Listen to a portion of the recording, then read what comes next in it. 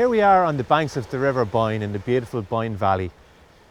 This area is steeped in history, legend and myth. Across the river is the wonderful Newgrange. Another story which is associated with the River Boyne is the story of the Salmon of Knowledge.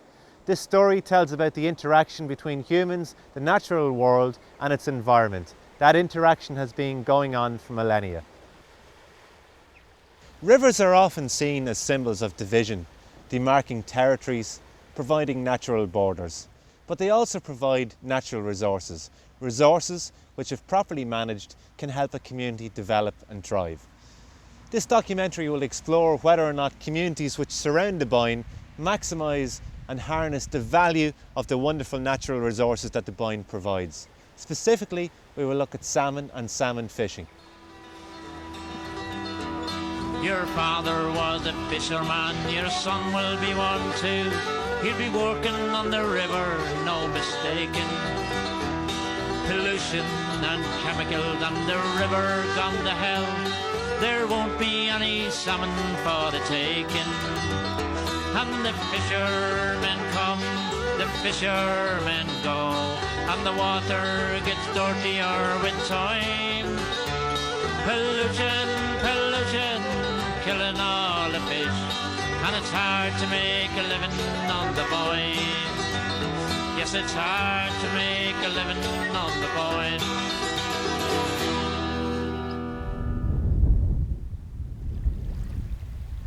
We'll go back. The thing about this thing here is this here was the lifeblood of our community in Mornington, also in Baltray. Also Drogheda people as well played a big part in it, and peripheral villages.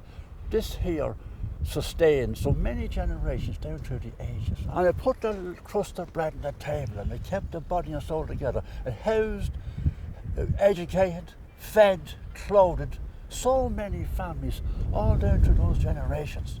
We were very lucky to have this on our doorstep. The River Boyne in Irish mythology is associated with Fionn McCool, who actually worked on the River Boyne here near Drogheda in mythology, and his boss caught the Salmon of Knowledge, and he asked Fionn to cook it, and Fionn, so that he would get all the knowledge when he ate the salmon. But Fionn was cooking the salmon and he touched it with his thumb, sucked his thumb, and that's how he became the most knowledgeable man in the universe. So in mythology, salmon are very, very important in Irish culture and indeed most cultures, so it's a very sacred fish.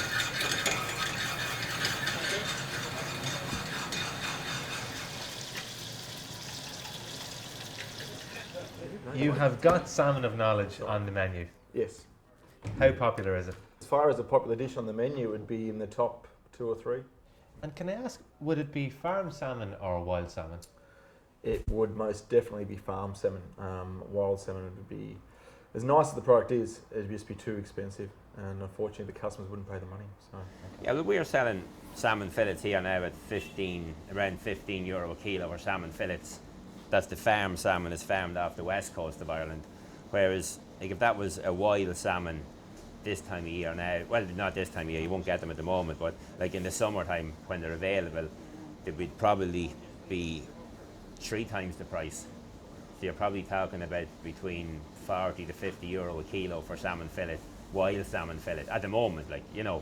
Do you think it seems strange that as a restaurant, very successful restaurant here in Drogheda, that we're not able to have, if you like, wild salmon available? Do you think that seems a bit strange? It is a bit strange, for sure, without a doubt. There's allegedly plenty of salmon in there. Boyne, unfortunately, had a bit of a bad reputation through the town. It's severely underutilised, and you know, people would, at the moment, I think, would probably be scared of anything that came out of it.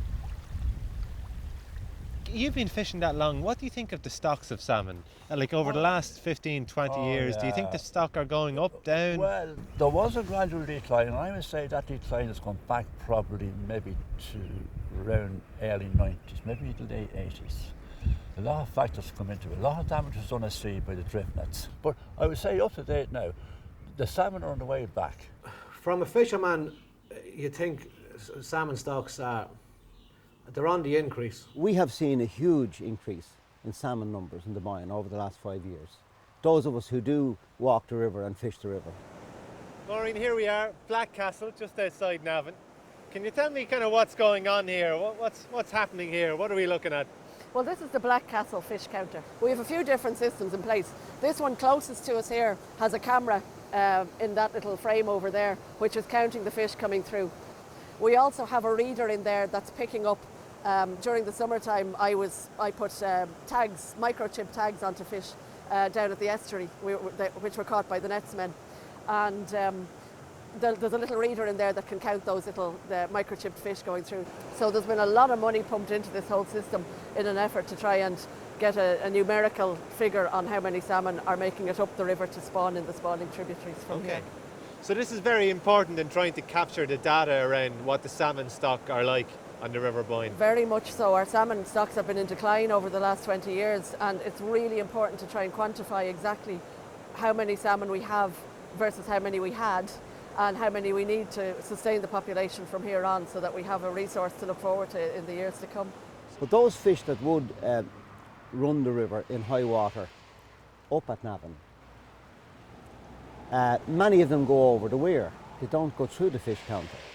So it's a partial fish counter. It doesn't capture all of the fish running the river, and therefore data from that is absolutely useless. It's about as useful as an ashtray on a motorcycle.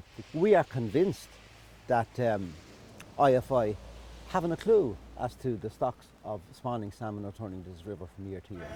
In the 1960s, there was no problem with salmon. They were everywhere. There was a national pastime to catch them. But what happened then, fisheries developed off Greenland and other places, and they caught the salmon as they moved in their life cycle up there to feed and spawn. Okay. So we had to deal with that because the salmon stocks have dropped alarmingly since. So I would say that catch and release is conservation. You increase the salmon stock, and at the same time it allows the recreational fisherman to enjoy his day.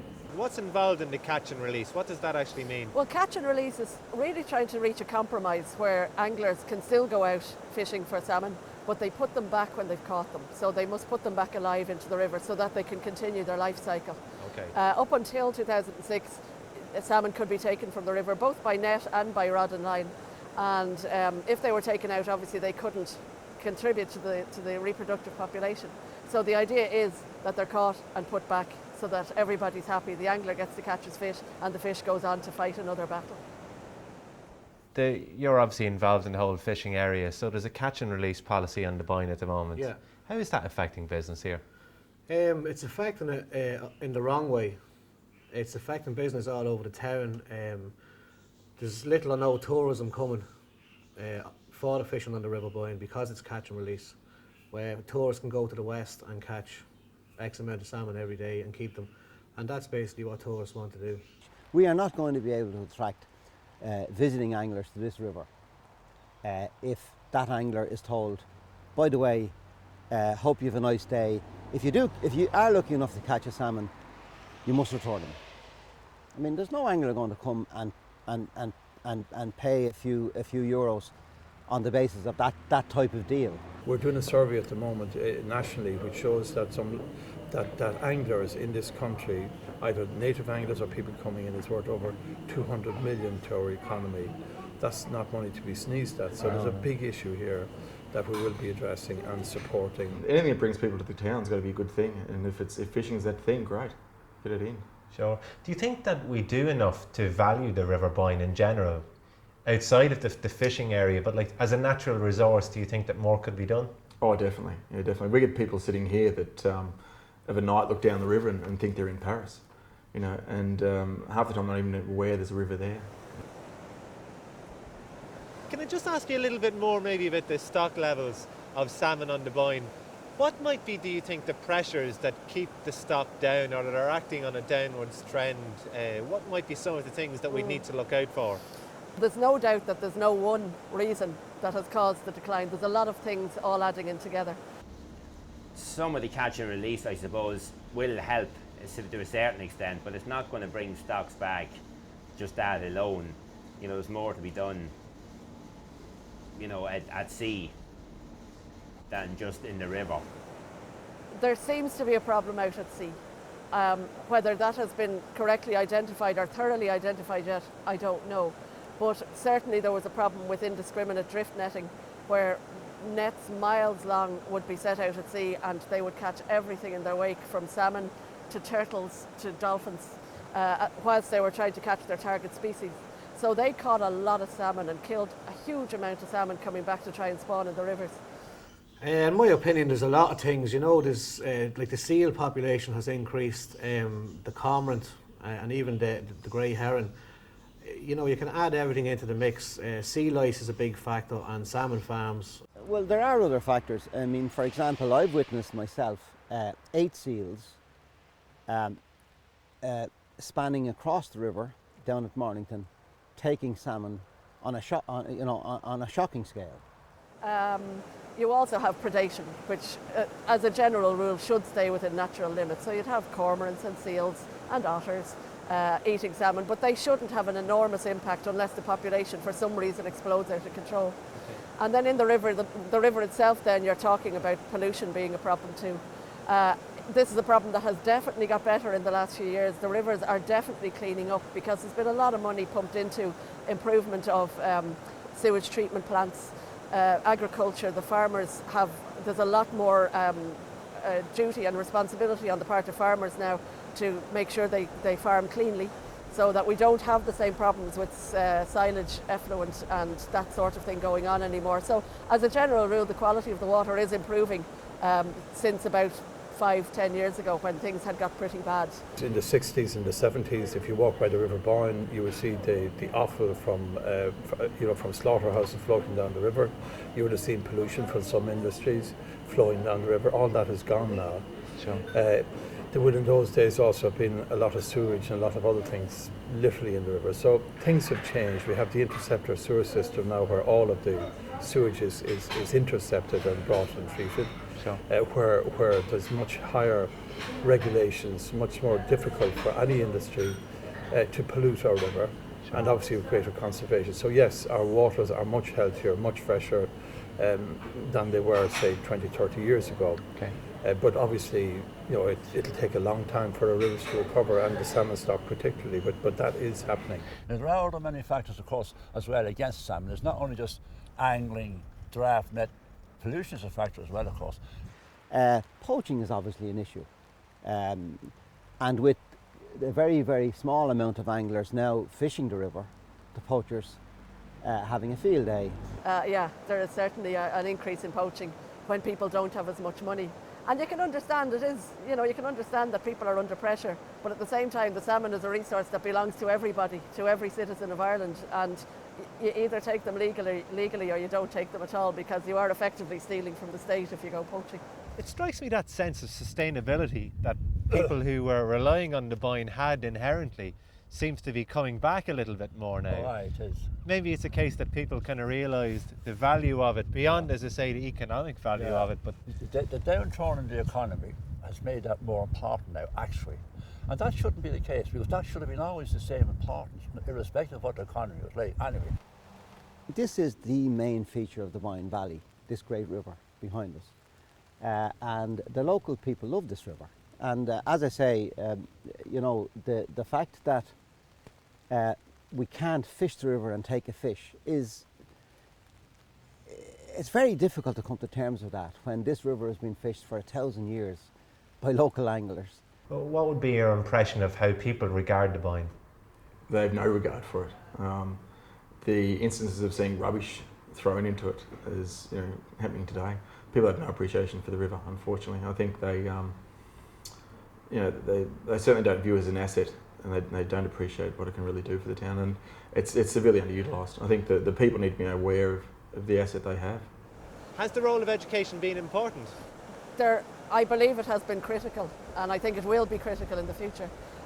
Inland Fisheries Ireland have a scheme where we go into schools. It's called Something Fishy, and we go into schools, our schools come and visit us, and we run quite a comprehensive education programme teaching children about the life cycle of the salmon and other fish species, and the health of the river, and how we sustain the health of the river and the health of the habitat for the fish, and how kids, when they're adults, can do what we're doing now, that they can bring this message forward into the future generations.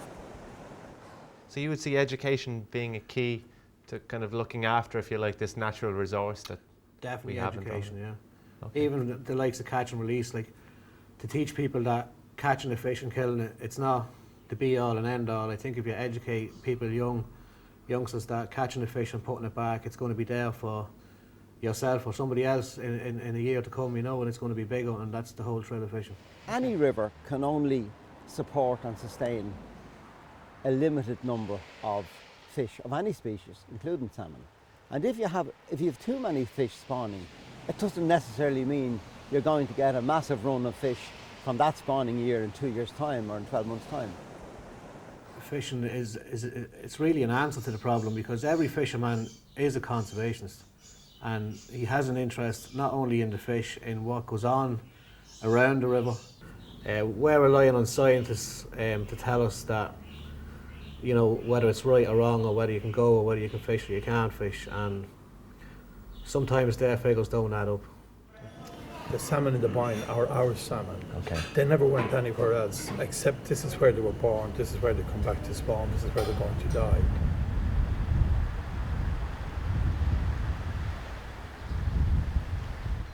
Everybody who has participated in this documentary understands and values the importance of salmon fishing on the River Boyne. Inland Fisheries Ireland have a target of 10,200 salmon. At the moment, 42% of that figure is believed to be in the Boyne. Many anglers criticise the way in which this number is arrived at and calculated. Perhaps more of an investment in the way in which it's researched and monitored would be helpful in terms of increasing transparency and giving more data to show positive trends. The restoration, conservation and management of salmon stock levels requires international cooperation. Like all developing challenges, global and local concerns are heavily interrelated. In June of this year, the North Atlantic Salmon Conservation Organisation will meet in Drogheda to discuss increased mortality rates of salmon at sea. Bringing together environmental, social and economic concerns seems to make sense. As Leo Boyle describes it, it's in fact common sense. But of course the problem with common sense, it's not common. It's priceless. You couldn't put a price on that river out there. All the gold and Fortin rocks wouldn't be deposited on that river. And you look at the tranquility of the area as well now. You know, it brings, you feel different when you come down here. You feel more content. Sure. Contented. And that's the effect it has. And it's like that's like a member of the family out there. You know, it's like, if something happened on that river, it's like someone died. So the value of it seems to go way beyond anything got to do with the economics of it, the value of what you guys are involved in. Of course, it's tradition, lad. Right. And heritage. That's real value. They are the cornerstones of bloody life. If you go too far away from nature, we become artificial. You have to keep your finger on the pulse of nature. You must be aware that it's there, you know, and don't damage it. Your father was a fisherman, your son will be one too. He'll be working on the river, no mistaking. Pollution and chemicals on the river gone to hell. There won't be any salmon for the taking. And the fishermen come, the fishermen